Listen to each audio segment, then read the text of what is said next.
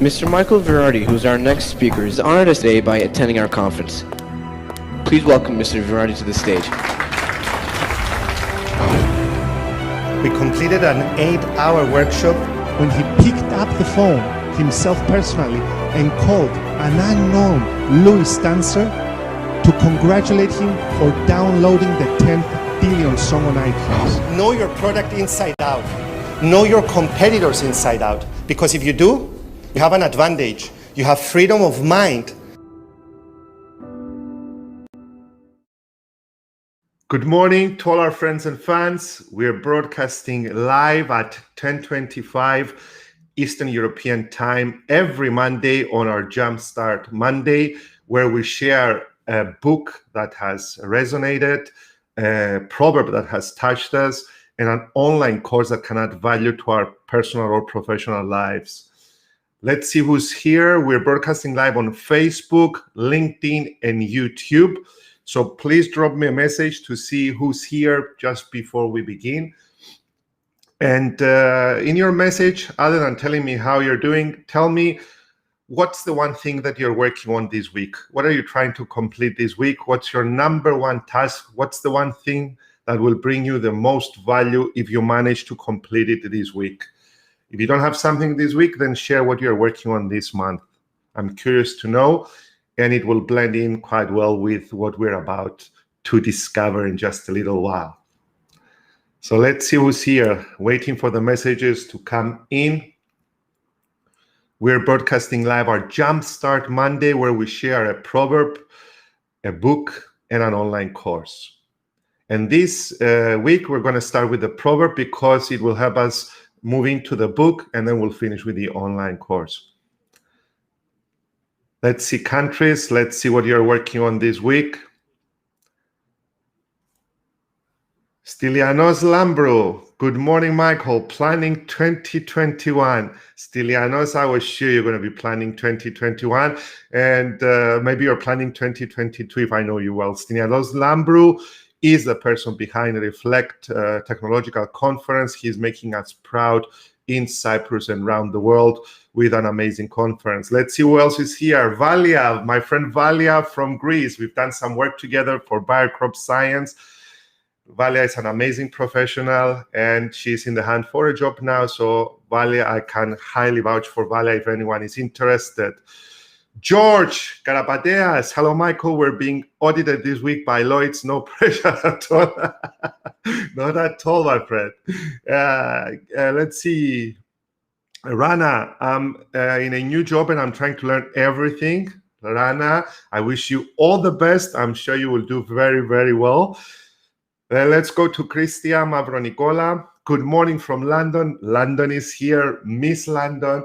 Haven't visited London last year because of coronavirus. Hopefully this year I will.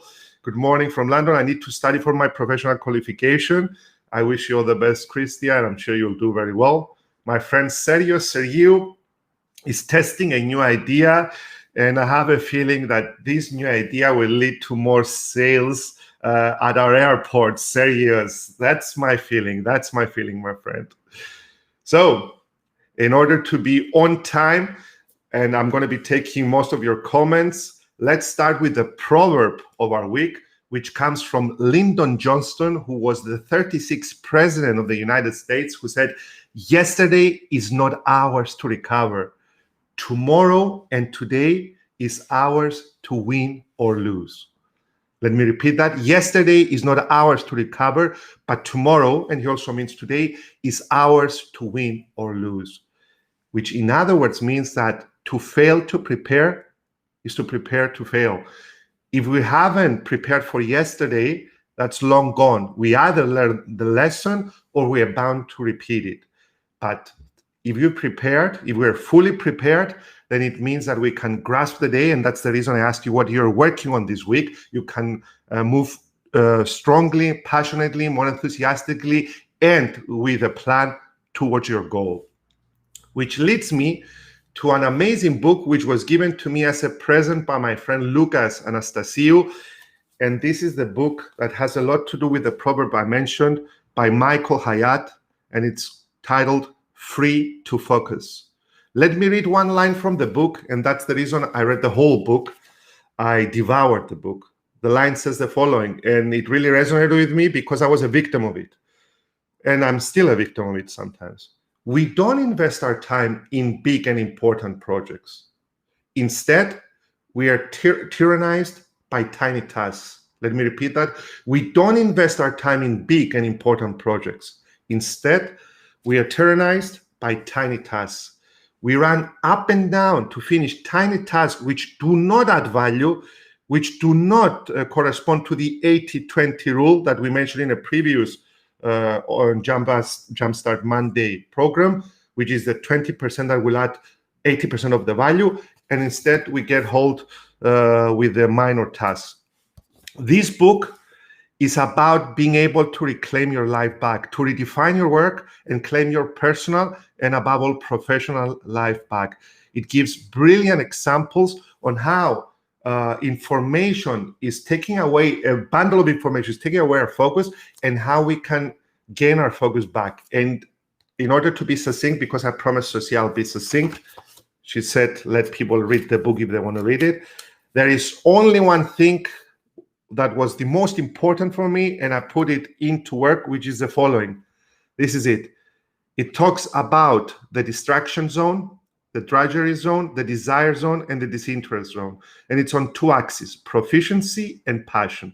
When I say passion, I mean you love to do it, you enjoy doing it, you lose yourself doing it. And when I say proficiency, it means you're very good at doing it, so good that people will pay you to do it. So let's look at the different zones. If you have low passion and low proficiency, you're in the drudgery zone. You're just completing tasks that you have no passion for and no proficiency, and that kills your energy. If you have a lot of passion but no proficiency, you're in the distraction zone, up here. So this means that you enjoy doing it, but somebody else can do it better than you, or you think you're doing it very well, and you need to get feedback from some other people to tell you if you're doing it well, or it's just your thinking and imagination. Then we go to the disinterest zone. Over here, you have high proficiency and low passion. It means that you can do it well, but you're not passionate at all in completing those tax forms, in my case, and anything else. What Michael Hyatt is telling us, we need to be in our desire zone. This is where we need to be because we work at our best, because we have high proficiency, we know how to do it very well, and we're fully passionate in doing it. In my case, it's delivering workshops. It is preparing for a workshop, doing my research. It is doing my one-on-one coaching and meeting up with people or visiting customers. So the reason Sophia came on board is because I needed to work more on my desire zone. And Michael Hyatt is urging each and every one of us to move into our desire zone and delegate all of our tasks to people who have higher proficiency than us and more passion doing tasks that we are not well versed to do, or we have no passion in doing. So this is the book, my dear friends. Completely true. Vale is saying we're losing ourselves in tiny task routines. So this is the book. Highly recommended. Thank you, Lucas Anastasiou, for bringing this as a gift. And we move on to our online course. Our online course is titled How to Create and Run a Brilliant Remote Workshop. Some of you might be thinking now, but Michael, we're not trainers like yourself. But it doesn't have to, you do not need to be a trainer to watch this 35-minute course, which you can find on LinkedIn Learning. And it's by a gentleman called Dave Burse, who is a creativity expert. In this course, Dave helps you how to set up. It helps you how to position the lighting, even small things like turning your cameras on, and he doesn't get hung on high quality video and the rest. I'll tell you what I learned from this course, and this is something that my fellow trainers can take great advantage of, and this is what Sophia needs also to pay attention to. Dave says that you need to start a workshop when you're online before a workshop starts. And the way Dave does it is by sharing a document, an open document where people can work on, like a Google document, Google Docs, and get people to start putting in their ideas, and you can see this document developing in real time.